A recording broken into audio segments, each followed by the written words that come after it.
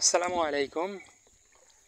সিমের ভিতরে বরবটির ভিতরে সাথী ফসল হিসেবে সিম দিয়েছি আমি। তো সিমের গাছের কন্ডিশন আলহামদুলিল্লাহ অনেক ভালো আছে, এবং বরবটির গাছ তো দেখতেই পাচ্ছেন, সিমের গাছ প্রতিটা জায়গায় আছে। এইদিকে একটু রোদ বেশি পেয়েছে, যার জন্য সিম গাছের গ্রোথ কিন্তু অনেক ভালো এদিকে।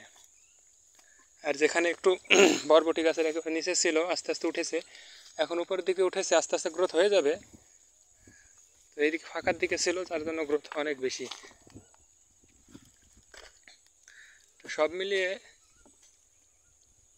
ভালোই প্রজেক্টটা দেখা যাচ্ছে। এখন শেষ পর্যন্ত কি হয় দেখা যাক।